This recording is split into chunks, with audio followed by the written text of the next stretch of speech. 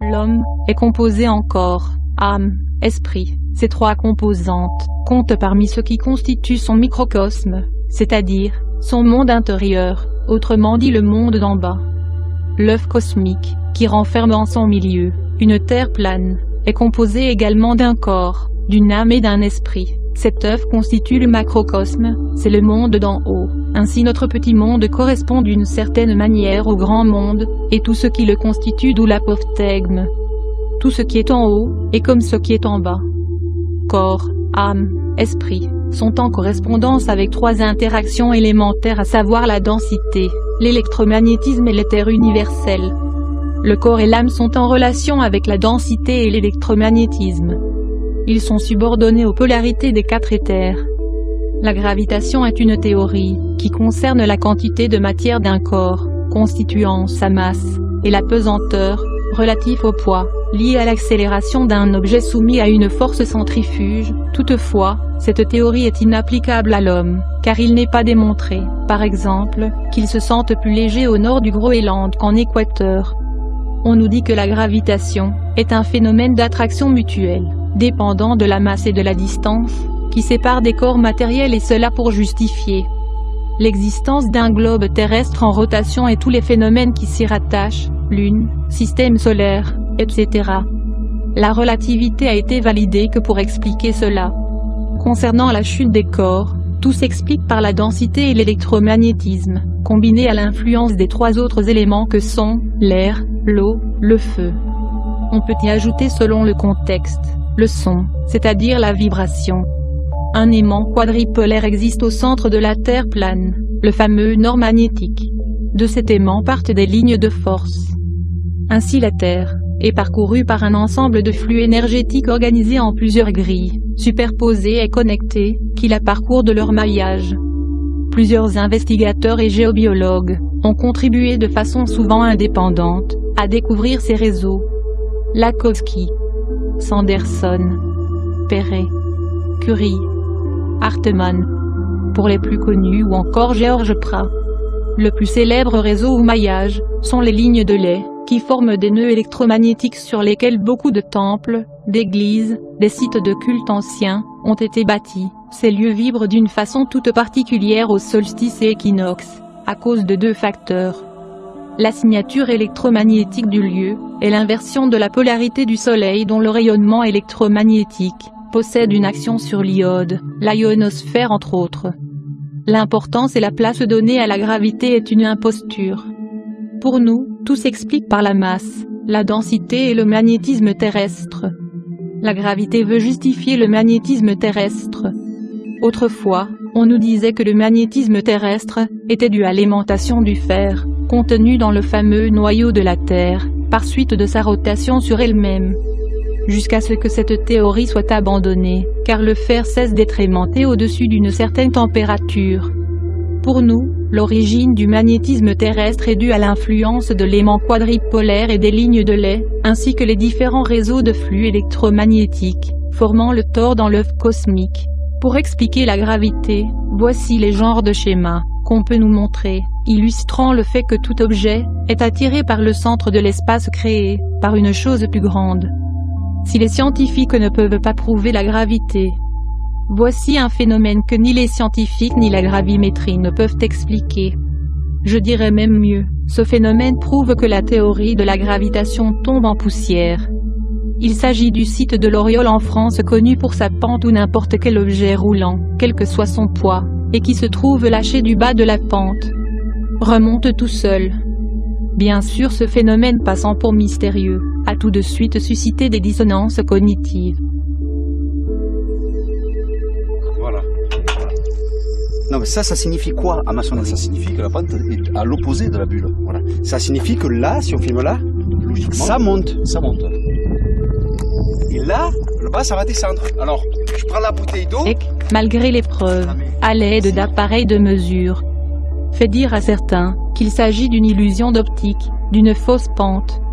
Et pourtant, voici le même phénomène à Tounan en Algérie, avec une voiture qui remonte la descente au point mort.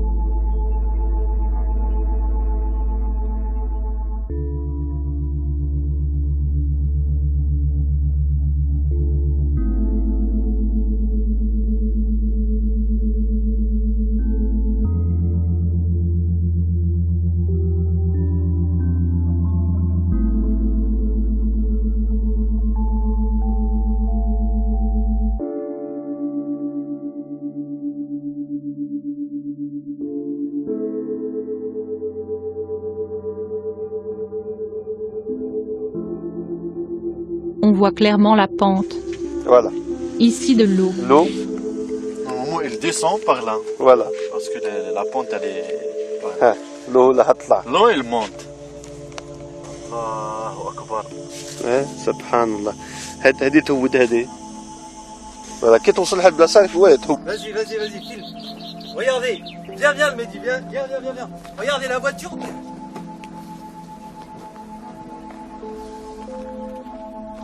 Vas-y, Mehdi, vas-y. Je suis obligé de la suivre, hein. Regardez. Quelle force! Tire la voiture au point mort vers le haut de la pente. Vous avez compris où je veux en venir. Sûrement pas la gravité.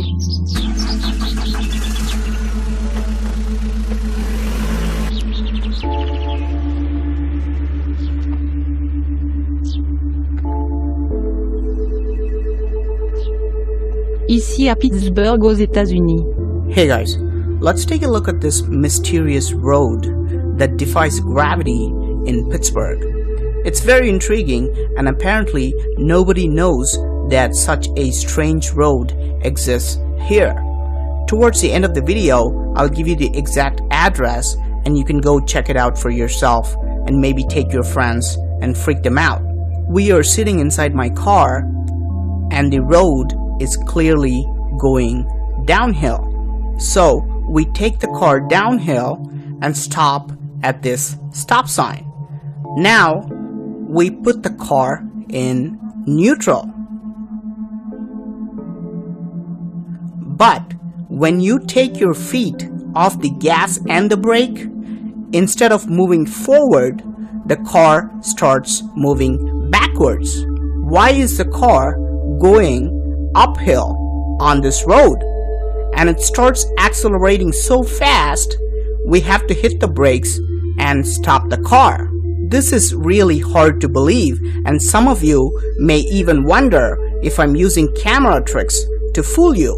So I'm pushing this ball downhill and watch what happens. It goes down because of my push, but then it stops and starts to roll back uphill. Out to people, so she went to him asking for $100. Ici à Moncton au Canada, où c'est devenu une véritable attraction touristique.